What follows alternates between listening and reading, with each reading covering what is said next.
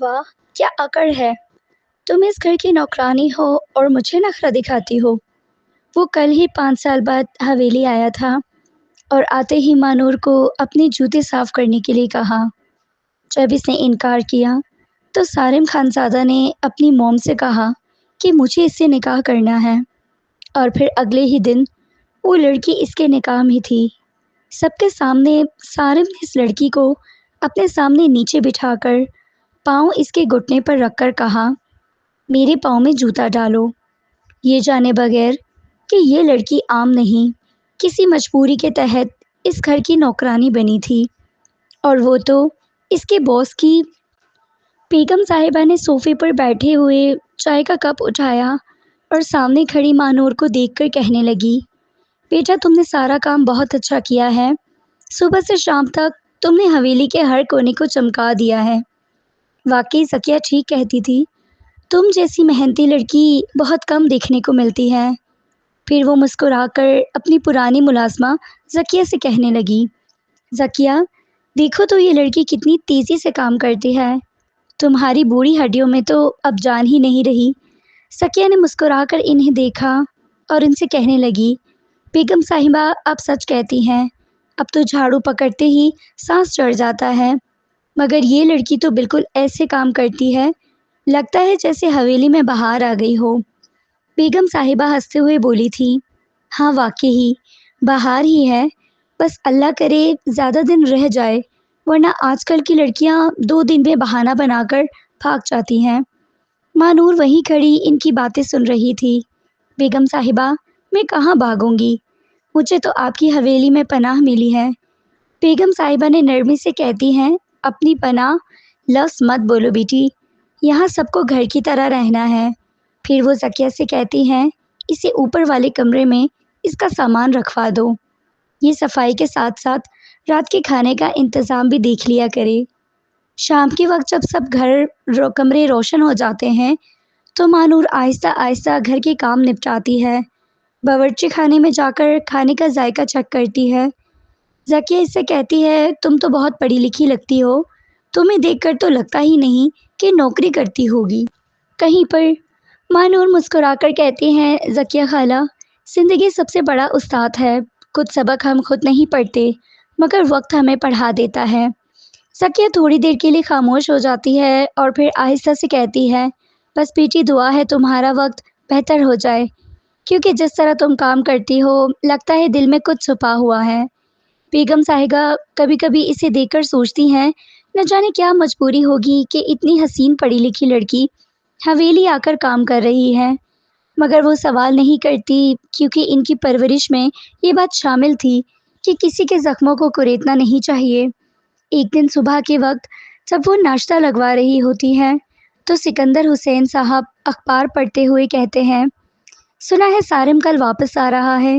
بیگم صاحبہ کہتی ہیں، جی وہی تو سوچ رہی تھی، اتنے برسوں بعد آ رہا ہے، 15 سال گزر گئے، باہر کی زندگی نے اسے بدل تو دیا ہوگا، مگر امید ہے دل کا برا نہیں ہوا۔ سکندر صاحب ہلکی سی سانس لیتے ہیں اور بولتے ہیں، پتہ نہیں بیگم، وہاں کی ہوا انسانوں کو انسان نہیں رہنے دیتی۔ بیگم صاحبہ مسکرا کر کہتی ہیں، آپ ہمیشہ کی طرح زیادہ سوچتے ہیں، سارم سنبھال لے گا کاروبار، سارم بس ہاتھ بٹائے گا، میرے بچے پر زیادہ بوجھ نہ ڈالنا۔ مگر دل کے کسی کونے میں ایک انجانی بے چینی تھی۔ دوپہر کو ذکیہ باورچی خانے میں بے چینی برتن دھوتی ہے اور مانور آٹا گوندھ رہی ہوتی ہے۔ ذکیہ کہتی ہے، سنا ہے چھوٹے صاحب واپس آ رہے ہیں، اللہ خیر کرے، سنا ہے اس کی باتوں کا انداز بڑا سخت ہے۔ مانور حیران ہو کر پوچھتی ہے، وہ باہر رہتا تھا کیا؟ ہاں بیٹی، 15 سال سے باہر تھا، بچپن میں گیا تھا، واپس اب جوان ہو کر آ رہا ہے، مگر سنا ہے بہت اکڑو ہو گیا ہے، شاید وہاں کے لوگوں نے سکھایا ہوگا کہ پیسہ انسانیت سے بڑا ہے۔ مانور خاموشی سے آٹا گوندتی رہتی ہے۔ شام کے وقت حویلی میں گہما گہمی ہوتی ہے۔ بیگم صاحبہ سب ملازمین کو ہدایت دیتی ہیں۔ ذکیہ کہتی ہے، بیگم صاحبہ میں نے کمرہ صاف کروا دیا ہے۔ بیگم صاحبہ بولتی ہیں، ٹھیک ہے، سب کچھ تیار ہونا چاہیے، میرا بیٹا تھکا ہوا ہوگا، وہ میری آنکھوں کا تارا ہے، اتنے دنوں بعد آ رہا ہے۔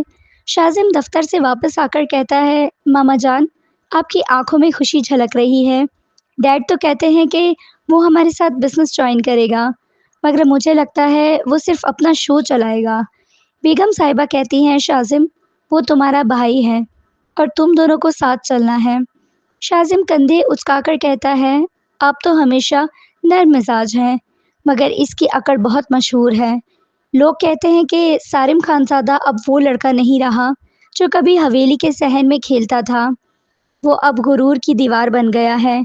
رات ڈھلتی ہے، مانور روشنی بجھاتی ہے اور کچن میں آ کر چولہا بند کرتی ہے۔ زکیہ آتی ہے اور کہتی ہے کل کے لیے سب تیار کر لو، چھوٹے صاحب آنے والے ہیں۔ اس نے ہر کام کو ایسے طریقے سے کرنا کہ شکایت کا موقع نہ ملے۔ مانور مسکرا کر کہتی ہے خالہ میں نے دوسروں کی تعریف حاصل کرنے کی پرواہ کرنا چھوڑ دی ہے، اب بس جینا سیکھ لیا ہے۔ اگلے دن دوپہر کو حویلی کے دروازے کے باہر بڑی گاڑی رکی، دربان دوڑتا ہوا گیا، بیگم صاحبہ برآمدے میں آ کر کھڑی ہو گئیں۔ سکندر صاحب مسکراتے ہوئے کہتے ہیں لو آ گیا ہمارا شہزادہ سارم۔ سارم گاڑی سے اترتا تو چمکتے سن گلاسز اور قیمتی سوٹ میں جیسے غرور بولتا ہو۔ بیگم صاحبہ نے آگے بڑھ کر اسے گلے لگایا، مگر وہ بس ہلکا سا جھکا اور بولا اماں آپ ٹھیک ہیں؟ انہوں نے کہا ہاں ہاں بیٹا، تو کیسا ہے؟ اس نے مختصر جواب دیا بس ٹھیک ہوں، اور پھر اندر داخل ہو گیا۔ زکیہ باورچی خانے سے جھانک کر دیکھتی ہے اور مانور کے کان میں کہتی ہے دیکھو وہ آ گیا، چھوٹا صاحب جس کی باتیں لوگ کرتے نہیں تھکتے۔ مانور نے ایک لمحے کو اس کی طرف دیکھا اور دل میں کچھ عجیب سا محسوس کیا۔ سارم کی نظریں سب پر گھومی اور پھر ایک لمحے کو مانور پر ٹک گئیں، وہ جیسے اس کو پہچاننے کی کوشش کر رہا ہو، مگر فوراً نظریں پھیر لیں۔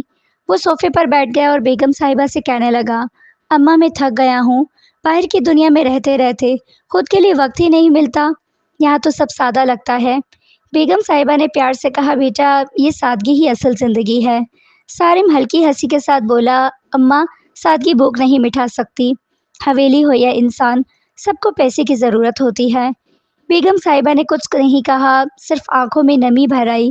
شام کو جب سب کھانے کے لیے بیٹھے تو سارم نے زکیہ کو دیکھا اور بولا تم ابھی تک یہیں ہو، بوڑھی ہو گئی ہو؟ زکیہ مسکرا کر بولی جی صاحب ابھی تک نصیب نے زندہ رکھا ہے۔ سارم ہنسا اور کہنے لگا نصیب سے زیادہ ضرورت نے رکھا ہوا ہے۔ بیگم صاحبہ نے نرمی سے ڈانٹا سارم تمہارا لہجہ ٹھیک نہیں ہے، وہ ہماری پرانی خادمہ ہے۔ سارم نے کندھے اچکائے اور بولا اماں میں تو بس سچ کہہ رہا ہوں، آج کے دور میں کون کسی کو رکھتا ہے اگر وہ فائدہ نہ دے۔ زکیہ چپ ہو گئی اور مانور نے پہلی بار سارم کے لہجے میں وہی غرور محسوس کیا جو اس کے نام کے ساتھ جڑا ہوا تھا۔ کھانے کے بعد جب سارم باہر لان میں نکلا تو مانور پردوں کو پانی دے رہی تھی۔ اس نے ایک نظر اس پر ڈالی اور پوچھا تم نہیں ہو؟ اس نے سر جھکایا اور کہا جی کچھ دن پہلے آئی ہوں۔ سارم نے ہلکی سی طنزیہ مسکراہٹ کے ساتھ کہا امید ہے کام اچھا کرو گی، یہاں غلطی کی گنجائش نہیں۔ وہ خاموش رہی تو سارم نے کہا نام کیا ہے؟ اس نے آہستہ سے جواب دیا ماہنور۔ سارم نے ایک پل کو اسے غرور سے دیکھا، پھر ہلکا سا ہنس کر کہا نام خوبصورت ہے مگر قسمت شاید نہیں، اور اندر چلا گیا۔ مانور کے ہاتھ کانپ گئے اور وہ چپ چاپ وہیں کھڑی رہ گئی، جیسے کوئی پرانی یاد دل کے دروازے پر دستک دے گئی ہو۔ حویلی کے ماحول میں اس کی آمد نے ایک نیا باب کھول دیا تھا، جس کا آغاز کسی کو محسوس نہیں ہوا مگر انجام سب کو بدلنے والا تھا۔ اگلے دن لنچ کا وقت آیا تھا، ڈائننگ ٹیبل پر سب اپنی اپنی جگہوں پر بیٹھے تھے۔ بیگم صاحبہ نے کہا سارم تم نے 2 دن تو اچھا خاصا آرام کر لیا، اب بتاؤ بیٹا کب سے بزنس جوائن کرو گے؟ شازم نے ہلکی سی مسکراہٹ کے ساتھ کہا جی ہاں ماما بالکل ٹھیک کہہ رہی ہیں آپ، اب تو تمہیں آفس کا کام جوائن کرنا چاہیے۔ بابا جان نے بھی اپنی اینک اتارتے ہوئے کہا ہاں سارم بیٹا اب تمہیں ہمارے ساتھ آفس آنا ہوگا، کاروبار بڑا ہے، ہاتھ بڑھانے کی ضرورت ہے، تمہارے آنے سے ہم دونوں کا بوجھ کم ہو جائے گا۔ سارم نے چمچ پلیٹ میں رکھتے ہوئے مسکرا کر کہا ابا جی میں بزنس جوائن نہیں کروں گا۔ بیگم صاحبہ نے چونک کر کہا کیا مطلب نہیں کرو گے؟ شازم نے بھوئیں چڑھائیں تو مذاق کر رہے ہو نا سارم؟ سارم نے سنجیدگی سے کہا نہیں بھائی میں مذاق نہیں کر رہا، میں ایک بڑی کمپنی کے ساتھ معاہدہ کر کے آیا ہوں اور میں وہاں نوکری کروں گا۔ بیگم صاحبہ نے حیران ہو کر کہا بیٹا تمہیں کیا ہو گیا ہے؟ تمہارا اپنا بزنس ہے، اپنی پہچان ہے، پھر نوکری کیوں؟ شاذم نے قدرے غصے سے کہا، سارم خانزادہ، اور نوکری؟ یہ تو کسی نے سوچا بھی نہیں ہوگا۔ تمہیں کیا سوجی ہے سارم؟ سارم نے پرسکون لہجے میں کہا، بھائی میں نئے تجربات کرنا چاہتا ہوں۔ ابا جی کا بزنس پرانا ہو چکا ہے، وہی مشینری، وہی طریقہ کار۔ میں کچھ نیا کرنا چاہتا ہوں۔ وہاں ایک نیا ماحول ہے، نئی سوچ ہے۔ میں نے اس کمپنی کے ساتھ 3 سال کا معاہدہ کیا ہے۔ بیگم صاحبہ نے تھوڑا خفا ہو کر کہا، تمہیں اندازہ بھی ہے تم کس سے بات کر رہے ہو؟ تمہارے والد نے ساری زندگی اس بزنس کو سنوارنے میں لگا دی ہے اور تم اسے پرانا کہہ رہے ہو۔ شاذم نے کہا، تمہیں اتنا ہی شوق ہے تجربہ کرنے کا تو بزنس میں ہی کچھ نیا لے آؤ۔ باہر جا کر کسی کے ملازم بننے کی کیا ضرورت ہے؟ سارم نے سنجیدگی سے کہا، بھائی میں جلدی سے مالک بننے کی بجائے سیکھنا چاہتا ہوں۔ ابھی میری عمر ہے تجربہ لینے کی۔ وہ لوگ دنیا کی سب سے بڑی فائنینشیل کمپنیز میں سے ہیں۔ میں وہاں کام کر کے کچھ سیکھوں گا اور اگر مجھے لگا کہ ہمارا بزنس بہتر طریقے سے چلایا جا سکتا ہے تو تب واپس آ جاؤں گا۔ ابا جی نے گہری سانس لی اور کہا، سارم تمہارا دل ہے تو کر کے دیکھ لو، مگر یاد رکھنا اپنا کاروبار اپنی پہچان ہوتا ہے۔ ملازمت میں تم کبھی آزاد نہیں ہو سکتے۔ سارم نے کہا، جی ابا جی، لیکن میں فیصلہ کر چکا ہوں۔ میں کل ہی ان کے دفتر جا رہا ہوں۔ کاغذی کارروائی مکمل کرنی ہے۔ میز پر ایک لمحے کے لیے خاموشی چھا گئی۔ بیگم صاحبہ نے آہستہ سے کہا، بس بیٹا، سوچ سمجھ کر قدم اٹھانا۔ شاذم نے تلخی سے کہا، اب سوچنے کی کیا بات ہے، جناب کو تو سب پتہ ہے۔ سارم نے صرف مسکرا دیا اور کرسی سے اٹھ گیا۔ ماں نے اسے روکنا چاہا مگر وہ کہہ گیا، ماں بس دعا کیجیے کہ میرا فیصلہ درست نکلے۔ سارم کے جاتے ہی بیگم صاحبہ نے اپنے شوہر کی طرف دیکھا اور کہا، آپ نے دیکھا کتنا بدل گیا ہے یہ لڑکا۔ 15 سال باہر رہنے نے اسے غرور اور خود اعتمادی دونوں دے دی۔ والد کا کاروبار سنبھالنے کی بجائے اپنے پیروں پر کھڑا ہونا چاہتا ہے۔ والد صاحب نے کہا، بیگم تجربہ بولتا ہے، شاید وہ واقعی کچھ سیکھنا چاہتا ہو۔ ادھر مانور جو ٹیبل کے پاس پھول سجا رہی تھی، اس کے ہاتھ اچانک رک گئے جب سارم نے اس کمپنی کا نام لیا۔ وہ لمحہ اس کے لیے جیسے ماضی کا دروازہ کھول گیا۔ دل میں ہلچل سی مچ گئی۔ وہ خاموش رہی مگر چہرے کا رنگ اڑ گیا۔ ذکیہ نے آہستہ سے کہا، کیا ہوا مانور، تم ٹھیک تو ہو؟ وہ چونک کر بولی، جی میں ٹھیک ہوں۔ بیگم صاحبہ نے اس کی طرف دیکھا اور کہا، بیٹا ذرا پانی لانا۔ وہ فوراً اٹھ گئی مگر دل کی دھڑکن جسے قابو میں نہیں تھی۔ اگلے ہی دن سارم صبح سویرے نکل گیا۔ بیگم صاحبہ نے کہا، اللہ خیر کرے بیٹا، کسی جوش میں جا رہا ہے۔ شاذم نے ہلکی طنزیہ مسکراہٹ کے ساتھ کہا، جانے دے امی، اب خانزادہ صاحب نوکر ہو گئے ہیں۔ شام کو جب سارم واپس آیا تو بہت خوش دکھائی دے رہا تھا۔ بیگم صاحبہ نے پوچھا، کیسا لگا پہلا دن؟ وہ بولا، ماں بہت زبردست ماحول ہے، لوگ پروفیشنل ہیں، سب اپنی قابلیت سے آگے بڑھ رہے ہیں، کسی کو سفارش کی ضرورت نہیں، وہاں کام کی قدر ہے۔ شاذم نے کہا، اچھا تو وہاں کوئی تمہیں خانزادہ صاحب نہیں کہتا ہوگا؟ وہ ہنس کر بولا، نہیں، وہاں سب ایک جیسے ہیں، نہ کوئی اوپر نہ نیچے۔ بیگم صاحبہ نے کہا، مگر بیٹا، عزت تو تمہیں گھر پر ہی ہے، یہاں تمہارے ماتحت 100 لوگ ہیں، وہاں تم کسی کے ماتحت ہو۔ سارم نے نرمی سے کہا، ماں عزت صرف کرسی سے نہیں پیسے سے ہوتی ہے، وہاں لوگ ایک دوسرے سے اچھے سے پیش آتے ہیں، مجھے وہاں خود کو بہتر بنانے کا موقع ملے گا۔ والد صاحب نے اخبار سے نظریں اٹھا کر کہا، چلو اچھا ہے، مگر یاد رکھنا اصل کامیابی اپنے اختیار میں ہوتی ہے۔ مانور چپ چاپ کھڑی ان کی باتیں سن رہی تھی۔ جب سارم نے اسے دیکھا تو کہا، مانور پانی لاؤ۔ وہ چونک گئی اور فوراً پانی لے آئی۔ اس کے ہاتھ کانپ رہے تھے۔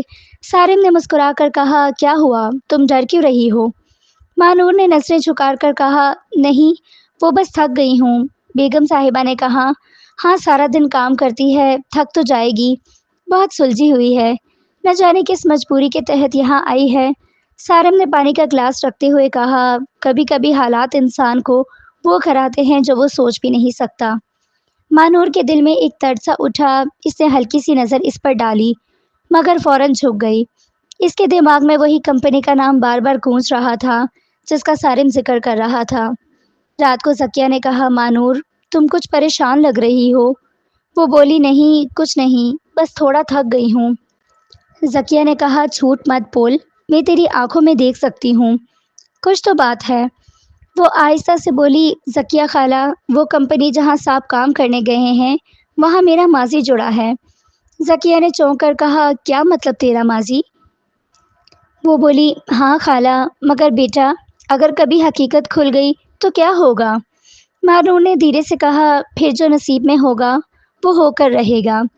اگلے دن سارم نے ناشتے پر بیٹھے ہوئے کہا، ماں آپ کو پتہ ہے کل کمپنی کے چیئرمین سے میری ملاقات ہوئی۔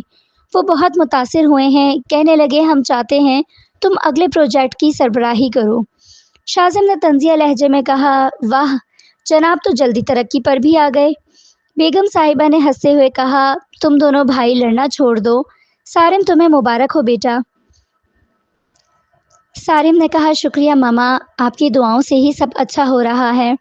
مانور پلیٹ میں انڈے رکھ رہی تھی۔ سارم نے کہا، تم نے کبھی سوچا ہے مانور، اگر زندگی میں موقع ملے تو تم کیا کرو گی؟ وہ چونک کر بولی، موقع؟ وہ ہنس کر بولا، ہاں، جیسے میں نے سوچا باہر جا کر کچھ نیا کرنا، تم نے بھی کبھی اپنے لیے کچھ سوچا ہے؟ مانور نے نظریں جھکا کر کہا، ہم جیسے لوگ خواب نہیں دیکھتے، وہ بس حالات جھیلتے ہیں۔ سارم نے سنجیدگی سے کہا، ہر انسان کو خواب دیکھنے کا حق ہے، چاہے وہ کسی بھی حیثیت میں ہو۔ ذکیہ نے کہا، ہاں صاحب کی بات ٹھیک ہے، مگر خواب کبھی کبھی توڑ بھی دیتے ہیں۔ سارم نے کہا، خواب ٹوٹنے کے لیے نہیں پورے کرنے کے لیے ہوتے ہیں۔ یہ سن کر مانور کے دل میں جیسے ایک بجلی سی دوڑ گئی۔ وہ دل ہی دل میں بولی، کاش وہ جانتا کہ میرے خواب کیسے ٹوٹے تھے اور کس کے ہاتھوں۔ ابا جی نے اخبار تہہ کرتے ہوئے کہا، بیٹا مجھے تمہاری باتوں میں ایک نیا جوش دکھائی دے رہا ہے، شاید تم واقعی کچھ کر گزرو گے۔ سارم نے کہا، انشاءاللہ ابا جی۔ مانور کچن میں واپس چلی گئی اور کھڑکی سے آسمان کی طرف دیکھ کر بولی، اے اللہ مجھے ہمت دے کہ میرا راز محفوظ رہے، کیونکہ اگر یہ راز کھل گیا تو سب کچھ بدل جائے گا۔ رات کا وقت تھا، دسترخوان پر سب لوگ موجود تھے۔ بیگم صاحبہ، شاذم، والد صاحب سب اپنی اپنی پلیٹوں میں مصروف تھے۔ مانور ہمیشہ کی طرح خاموشی سے سب کی خدمت کر رہی تھی۔ جب وہ سالن کا پیالہ اٹھا کر سارم کے سامنے رکھنے لگی تو اچانک کسی جملے پر چونک گئی اور ذرا سا سالن سارم کے جوتے پر گر گیا۔ سارم نے لمحے بھر میں سر اٹھایا، اس کے چہرے پر غصہ آگ کی طرح لپک اٹھا۔ اس نے میز پر ہاتھ مارا اور دھاڑا، اندھی ہو گئی ہو کیا؟ میرے اتنے مہنگے جوتے خراب کر دیے، جلدی سے انہیں صاف کرو۔ سارے گھر میں سناٹا چھا گیا، کسی نے سانس لینے کی بھی ہمت نہ کی۔ بیگم صاحبہ نے گھبرا کر کہا، سارم بیٹا غصہ مت کرو، غلطی سے ہو گیا۔ مگر سارم کے کانوں تک اس کی ماں کی آواز جیسے پہنچی ہی نہیں تھی۔ اس کی نگاہیں صرف مانور پر تھی جو خوف سے پیچھے ہٹ گئی تھی اور اپنے ہاتھوں کو مسل رہی تھی۔ وہ کچھ کہنا چاہتی تھی مگر الفاظ گلے میں اٹک گئے۔ وہ بمشکل بولی، صاحب غلطی سے ہوا، معاف کر دیں۔ سارم نے غصے سے کہا، معافی جوتے صاف کرنے سے ملے گی، صاف کرو، اپنے ہاتھوں سے صاف کرو۔ اس کے لہجے میں اتنی سختی تھی کہ ذکیہ کے ہاتھ سے چمچ گر گیا۔ بیگم صاحبہ نے کہا، بیٹا بس کر دے، یہ لڑکی دن رات کام کرتی ہے۔ مگر سارم نے جیسے سننے سے انکار کر دیا۔ وہ ایک قدم بڑھا کر مانور کے سامنے آ گیا اور بولا، تمہیں میں نے حکم دیا ہے میرے جوتے صاف کرو۔ وہ پیچھے ہٹنے لگی، اس نے نفی میں سر ہلایا اور دھیرے سے کہا، میں نہیں صاف کر سکتی صاحب، آپ چاہیں تو میں معذرت کر لوں، مگر جوتے نہیں صاف کروں گی۔ سارم کے چہرے کا رنگ بدل گیا، وہ ایک دم آگے بڑھا اور اس کا بازو دبوچ کر سختی سے کہا، تم بول رہی ہو کہ تم ایک نوکرانی ہو اور میں اس گھر کا مالک ہوں۔ اس نے چھڑانے کی کوشش کی مگر ناکام رہی۔ بیگم صاحبہ نے چیخ کر کہا، سارم چھوڑ دو اسے، خدا کے لیے یہ کیا کر رہے ہو؟ وہ نفی میں سر ہلاتے ہوئے بولا، نہیں ماں، آج یہ لڑکی اپنی حد بھول گئی ہے اور میں اسے یاد دلاؤں گا۔ مانور نے آنکھوں میں آنسو لیے کہا، آپ کا حق ہے صاحب، مگر عزت سب کی ہوتی ہے، چاہے وہ نوکر ہو یا مالک۔ وہ ہاتھ جھٹک کر کمرے سے بھاگ گئی۔ سارے گھر میں خاموشی چھا گئی۔ بیگم صاحبہ نے گہری سانس لے کر کہا، خدا خیر کرے، یہ لڑکا کب سمجھے گا۔ اگلی صبح ناشتے کی میز پر خاموشی چھائی ہوئی تھی۔ سارم بالکل خاموش بیٹھا تھا۔ سب اس کی طرف دیکھ رہے تھے۔ بیگم صاحبہ نے ہلکے لہجے میں کہا، بیٹا کل رات تم نے حد سے زیادہ غصہ کیا۔ وہ لڑکی بہت گھبرا گئی تھی۔ سارم نے پلیٹ میں چمچ گھماتے ہوئے کہا، ماں میں نے فیصلہ کر لیا ہے، میں کل ہی اس لڑکی سے نکاح کروں گا۔ بیگم صاحبہ کے ہاتھ کانپ گئے۔ شازم نے حیرت سے کہا، تمہیں ہوش ہے؟ کیا کہہ رہے ہو؟ سارم نے پر اعتماد لہجے میں کہا، ہاں بالکل میں ہوش میں ہوں، اور اگر کل میرا اس کے ساتھ نکاح نہ ہوا تو میں خود کو گولی مار دوں گا۔ شازم نے کہا، پاگل ہو گئے ہو تم؟ یہ کوئی کھیل ہے سارم؟ سارم نے کہا، نہیں بھائی، یہ میری انا کی بات ہے۔ اس لڑکی نے میری بات ماننے سے انکار کیا ہے۔ میں اسے دھمکا دوں گا کہ خانزادہ سے ٹکرانے کی سزا کیا ہوتی ہے۔ بیگم صاحبہ نے بے بسی سے شوہر کی طرف دیکھا۔ وہ بولے، بیٹا نکاح عبادت ہے، انا مٹانے کا نام نہیں۔ سارم نے کہا، ابا جی میں گناہ نہیں کرنا چاہتا، اس لیے سیدھی طرح نکاح کر رہا ہوں، مگر میں یہ ضرور چاہتا ہوں کہ اسے سمجھ آئے خانزادہ کے سامنے سر جھکانا ہی عزت ہے۔ بیگم صاحبہ نے رات کو مانور کو بلایا۔ وہ روتی ہوئی آئی۔ بیگم صاحبہ نے آہستہ سے کہا، بیٹی میں تجھے زبردستی نہیں کہہ سکتی، مگر اگر تو چاہتی ہے کہ یہاں رہ جائے یا ہمیں کوئی مصیبت نہ ہو تو میرے بیٹے کے نکاح میں آ جا۔ وہ خاموش کھڑی رہی۔ بیگم صاحبہ نے نرمی سے کہا، میں جانتی ہوں یہ بات تیرے لیے مشکل ہے، مگر سارم اپنی ضد کا پکا ہے، اگر اس نے کہا ہے تو کر کے ہی رہے گا۔ مانور کے آنسو تھمنے کا نام نہیں لے رہے تھے۔ اس نے دھیرے سے کہا، بیگم صاحبہ میں نے زندگی میں کبھی سوچا نہیں تھا کہ ایک دن مجھے یوں فیصلہ کرنا پڑے گا، مگر اگر یہی تقدیر ہے تو میں انکار نہیں کر سکتی۔ اگلے دن حویلی کو سجا دیا گیا۔ نکاح کے انتظامات ہو گئے۔ سب لوگ حیران تھے، کچھ خاموشی سے، کچھ تجسس سے۔ بیگم صاحبہ خود حیران تھی کہ ان کے بیٹے نے کیسے فیصلہ کر لیا۔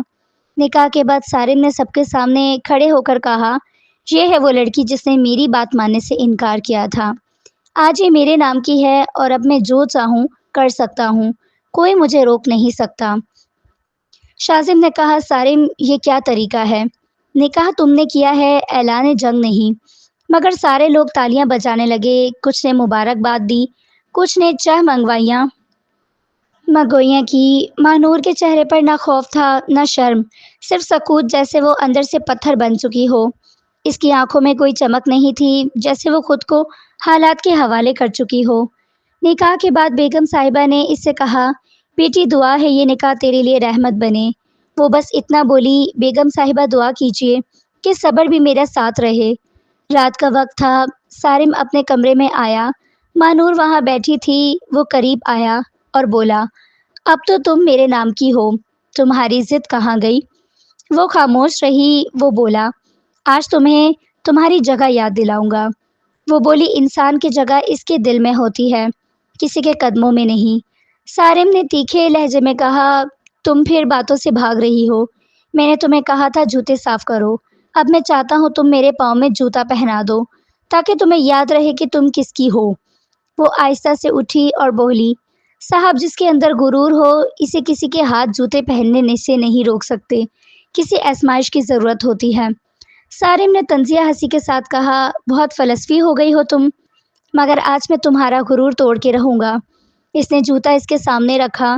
وہ چند لمحے خاموش رہی، پھر جھک کر آہستہ سے جوتا پہنا دیا، مگر اس کے چہرے پر سکون تھا، کوئی شکست کا احساس نہیں تھا۔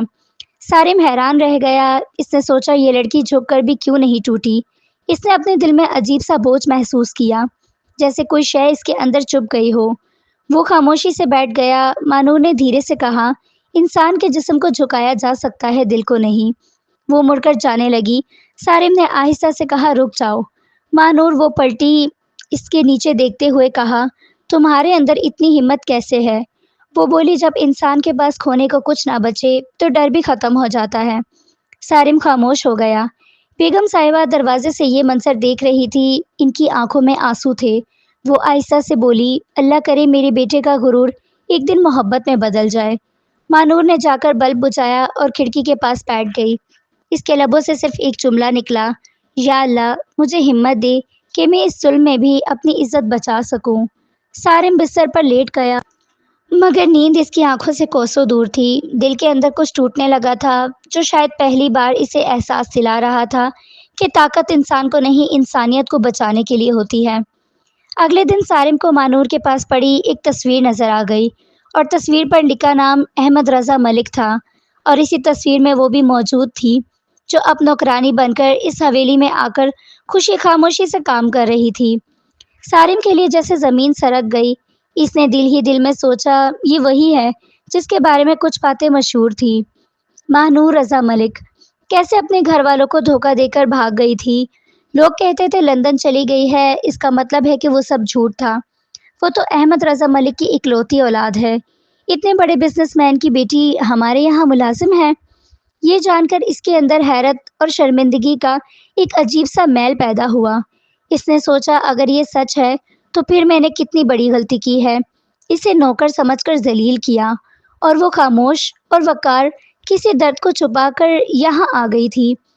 رات کو سارم نے اسے آنکھوں میں دیکھ کر کہا، مانور، جہاں آیو، اس نے دل میں چھپے سوالات نغزل لیے، تم نے کیوں چھپا کر رکھا تھا کہ تم احمد رضا ملک کی اکلوتی وارث ہو؟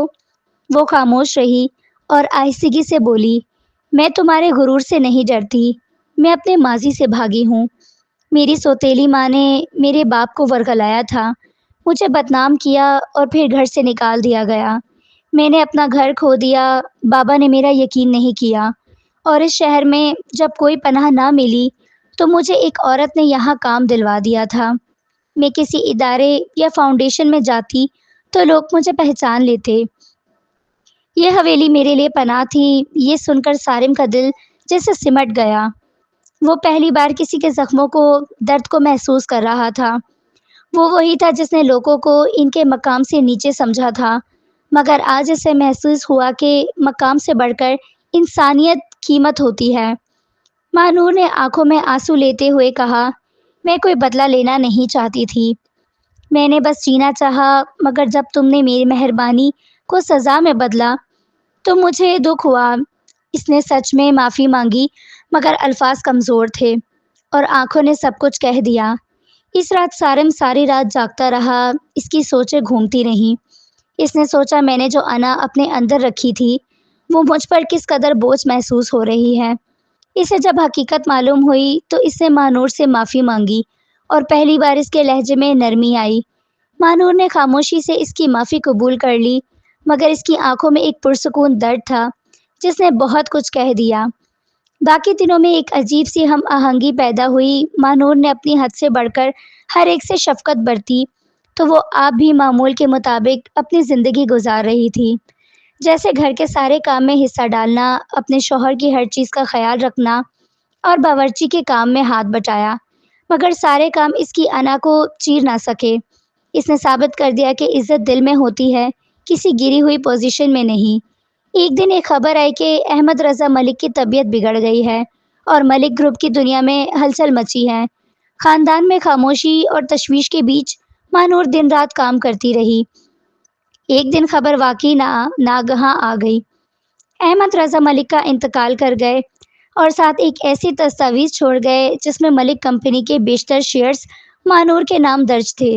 یہ خبر جب نیوز سے گزری تو پورا شہر حیران تھا، مگر مانور کے دل میں جو سکون کا احساس آیا وہ سب کچھ بدل دینے والا تھا۔ اس حویلی کا ہر کونا اس خبر سے گونج اٹھا۔ سارم کے لیے یہ سب ایک جھٹکے سے کم نہ تھا۔ وہ جو بھاری آنکھوں سے دوسروں کو دیکھا کرتا تھا، آج خود اپنی آنکھوں میں سچائی دیکھ رہا تھا۔ مانور نے بتایا کہ جب اس کے باپ کو دھوکہ دیا گیا تو انہوں نے اپنی بیٹی کے لیے تحفظ اور مستقبل کا بندوبست کر دیا تھا۔ وہ دستاویزات اس کے لیے چھپی رہیں کہ دشمنان کو موقع نہ ملے۔ مانور نے کہا، میں نے کبھی اپنے حق کے لیے شور نہیں مچایا، کیونکہ میں نے سیکھا تھا کہ خاموشی بھی ایک طاقت ہوتی ہے اور ایک نہ ایک دن سچائی سامنے آ کر رہتی ہے۔ حقدار کو اس کا حق ضرور ملتا ہے، اسی لیے میں نے بھی صبر کیا تھا۔ اگر میں اپنی حقیقت آپ سب کو بتا کر آپ کے ساتھ رہتی تو شاید یہ میرے لیے بھی شرم کی بات ہوتی، مجھے شرمندگی ہوتی، مگر اب جب میرا نام آپ سب کے سامنے آیا تو میں نے سوچا بہتر ہے حقیقت سامنے آ جائے۔ اور اس نے سارے گھر والوں کو اپنی سچائی بتائی۔ سب لوگ حیران تھے، اتنے بڑے گھر کی اکلوتی وارث ہمارے گھر ملازمہ بن کر رہتی رہی اور ہماری خدمت کرتی رہی۔ سب نے اسے بہت عزت دی اس نے اپنے تمام کاروباری مراحل اپنے شوہر کے سپرد کیے۔ آج وہ ایک باوقار شخص کی بیوی ہے۔ ناظرین، کیسا لگا آپ کو ہمارا ناول؟ اگر آپ کو ہمارا ناول اچھا لگا ہے تو ہمارے چینل کو سبسکرائب ضرور کیجیے گا۔ شکریہ۔